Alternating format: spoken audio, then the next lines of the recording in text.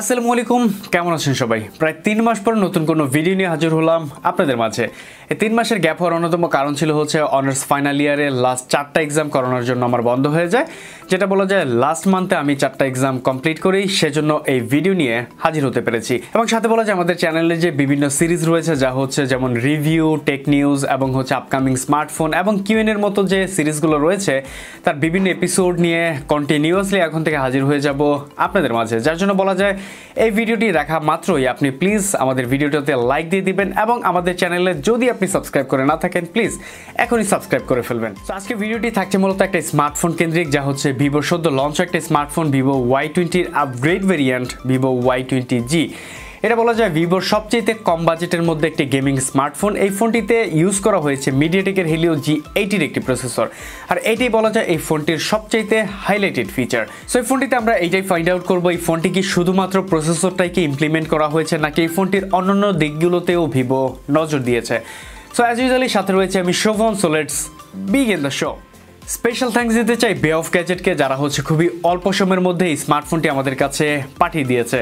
তাদের লোকেশনটি হচ্ছে সাভার নবীনগরের সেনা শপিং কমপ্লেক্সে লেভেল 4 ব্লক ডি এবং শপ নাম্বার 127। আর আপনাদের মধ্যে প্রথম 20 জন লাকি কাস্টমার পাবেন এই স্মার্টফোনটিতে 1000 টাকা পর্যন্ত ডিসকাউন্ট। এবং ভিভো সহ রিয়েলমি, স্যামসাং এবং শাওমির মতো যে কোনো কোম্পানির অফিসিয়াল স্মার্টফোন পেয়ে যাবেন তাদের কাছে খুবই সুলভ মূল্যে। তো সবচেয়ে কম প্রাইজে গ্যাজেট বা স্মার্টফোন কিনতে ঘুরে আসতে পারেন তাদের ফেসবুক পেজ অথবা তাদের আউটলেট থেকে। তাদের সম্পর্কে সকল বিস্তারিত রইল ডেসক্রিপশনে। সো এই ফোনটি আমি লাস্ট 7 দিন যাবত ইউজ করছি, তো আমার ইউজিং এক্সপিরিয়েন্সটা বলবো এই ফোনটার সাথে। এই ফোনটি যেহেতু ওয়াই সিরিজের, যার জন্য বলা যায় ওয়াই সিরিজের লাস্ট যে 3 থেকে 4টা স্মার্টফোন লঞ্চ হয়েছে সেই রকমই দেখতে এই স্মার্টফোনটির আউটলুকটি। এবং এর ব্যাক সাইডে বলা যায় যে একটা সানরাইজ প্যাটার্ন দেওয়া হয়েছে, যেটা গ্লাসের মতো লাগলেও এটা একদম প্লাস্টিকের। এবং ক্যামেরা মডিউলটাও থাকছে হচ্ছে আগের ভেরিয়েন্টগুলোর মতোই সিমিলার। ফোনটির সাইড ফ্রেমটি থাকছে পুরোটাই প্লাস্টিক বিলের এবং সাথে বাটন প্লেসমেন্ট অনেকটা সিমিলারই ছিল, তবে পজিটিভ দিক লেগেছে যা হচ্ছে এর সাইড মাউন্টেড ফিঙ্গারপ্রিন্টটি। সাথে ফোনের ফিঙ্গারপ্রিন্ট সেন্সরটি বলা যায় একটু মাঝ বরাবর রেখেছে, যার জন্য বলা যায় আঙ্গুলটি এখানে মাউন্ট করতে একটু আনইজি লাগছিল, তবে এটি ছিল যথেষ্ট ফাস্ট এবং রেসপন্সিভ, যার মানে বলা যায় আঙ্গুল রাখা মাত্রই ফোনটি আনলক করতে পারছিল।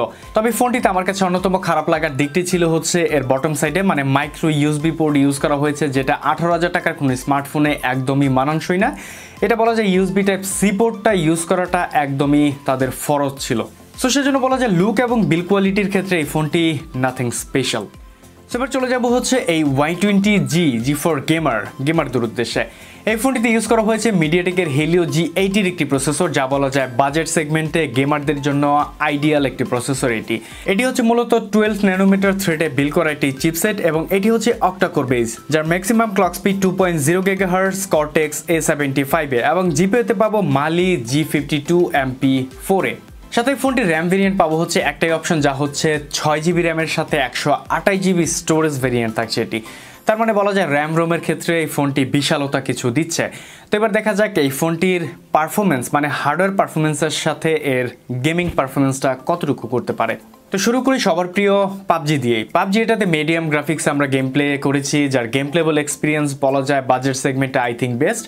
এটাতে তেমন কোনো ল্যাগ বা ফ্রেম ড্রপের দেখা আমরা পাইনি, যা টুকটাক বলা যায় যে শুটিং মোডে কিছুটা ফ্রেম ড্রপ পাচ্ছিলাম এবং কিছুটা ল্যাগও দেখা যাচ্ছিল শুটিং মোডে অনলি। সাথে হচ্ছে ফোনটাতে ফ্রি ফায়ার খেলেছি, যেটা বলা যায় হাই গ্রাফিক্স পর্যন্ত সাপোর্ট করছিল এবং free fire game playable experience বলা যায় পাবজির থেকেও বেটার ছিল, যেখানে তেমন কোনো ল্যাগ বা ফ্রেম ড্রপের ইস্যু তেমন ছিল না বললেই চলে। যার জন্য বলা যায় যেহেতু মিডিয়াটেকের হেলিও G80 প্রসেসর, যার জন্য বলা যায় যারা হচ্ছে বাজেট সেগমেন্টে হায়ার গেমারও রয়েছেন তাদেরকেও এই ফোনটিতে তেমন কোনো সমস্যা ক্রিয়েট করবে না আই থিঙ্ক। তো এটা বলা যায় এই ফোনটির ওয়ান অফ দ্য বেস্ট একটা থিংস। ফোনটিতে ইউজ করা হয়েছে 6.51 ইঞ্চির একটি ডিসপ্লে, যা বলা যায় 82% স্ক্রিন টু বডি রেশিওর সাথে। তবে এটি থাকছে হচ্ছে 720p রেজুলেশনের সাথে, যা শোনার পর রীতিমতো আমি শিহরিত ছিলাম। মানে 18,000 টাকার কোনো স্মার্টফোনে 720p রেজুলেশন একদমই মানানসই না, তার সাথে হচ্ছে পিপিআই ডেন্সিটি 270। তো সেজন্য বলা যায় হচ্ছে প্রাইস অনুযায়ী এখানে অবশ্যই একটা 1080p ডিসপ্লেটা ইনক্লুড করা প্রয়োজন ছিল। তবে ডিসপ্লেটা যে খুবই একদম খারাপ ছিল সেটা বলবো না, ডিসপ্লেটা হচ্ছে ডে টু ডে ইউজিংয়ের কাজ অনেকটাই মানিয়ে নিবে বলা যায়। তবে ইউটিউব ভিডিও প্লের ক্ষেত্রে বলা যায় ডিসপ্লেটাতে কিছুটা শার্পনেসের অভাব আমরা পেয়েছি, এবং যেহেতু এটা একটা 720p ডিসপ্লে, তার মানে বলা যায় ইউটিউব ভিডিওতেও আপনি 720p রেজলিউশনের উপরে কোনো ভিডিও দেখতে পাচ্ছেন না।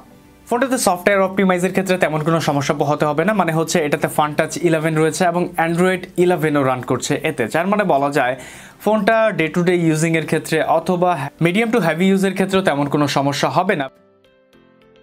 ফোনটিতে ইউজ করা হয়েছে 5000 mAh একটি লিথিয়াম পলিমার ব্যাটারি, তারপরেও বলা যায় ফোনটার ওয়েট অনেকটাই লাইট ওয়েট বলা যায়, এবং সাথে ইউজ করা হয়েছে 18 ওয়াটের একটা ফাস্ট চার্জিং অ্যাডাপ্টার।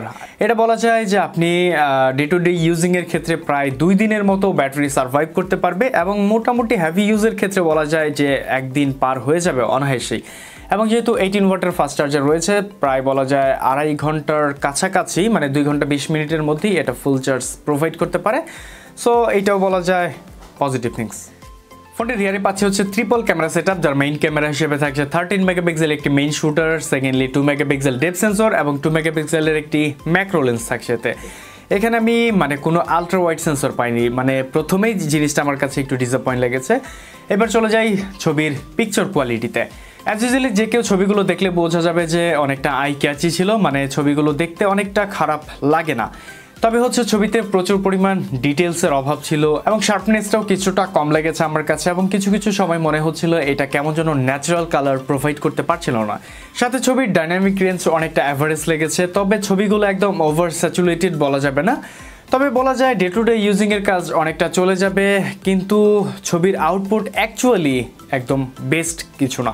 সাথে ম্যাক্রো লেন্স রয়েছে, যেটা বলা যায় 4 সেন্টিমিটার দূরত্ব থেকে আপনার ক্ষুদ্রতম ছবিকেও অনেকটা অ্যাকুরেট করে তোলে। এর ফ্রন্ট সাইডে থাকছে হচ্ছে একটি 8 মেগাপিক্সেলের সেলফি ক্যামেরা, এবং এই ছবিগুলো বলা যায় কিছুটা ডিটেলসের অভাব ছিল, এবং আমার কাছে বলা যায় যে একটু বেশি আর্টিফিশিয়াল করে ফেলছিল তেমনটাই লাগছে। তবে ছবিগুলো এটাও আমার কাছে অনেকটা অ্যাভারেজই লেগেছে। তো এই ছিল এই ফোনটা মূলত ভিভো Y20Gর আসল রূপ। তবে বলা যায় এই ফোনটি যে একদম বাতিলের লিস্টে সেটাও বলা যাবে না, সব কিছুই ওভারঅল মোটামুটি বলা যায় ঠিক আছে। এর মাঝে বলা যায় আপনি গেমিং পারফরমেন্সটাও এটাতে বেটার পাচ্ছেন। তবে যেটা আমার কাছে একটু বেশি লেগেছে যা হচ্ছে প্রাইজিং, এই প্রাইজিংটাও আমার কাছে মনে হয় যে 15,000 টাকার মধ্যেই রাখাটা উচিত ছিল, অথবা 16,000 টাকা এটা মানে এনাফ ছিল। 18,000 টাকা আই থিঙ্ক এটা ওভার প্রাইস। তারপরও বলা যায় যে আপনারা চাইলে অবভিয়াসলি নিতে পারেন। সো আজকের মতো ভিডিওটি এ পর্যন্তই। ভালো লাগলে অবভিয়াসলি ভিডিওতে একটা লাইক দিবেন, এবং চ্যানেলে সাবস্ক্রাইব না করা থাকলে অবভিয়াসলি সাবস্ক্রাইব করে দিবেন। দেখা হবে পরবর্তীতে নতুন কোনো ভিডিওতে। ভালো থাকবেন, আল্লাহ হাফেজ।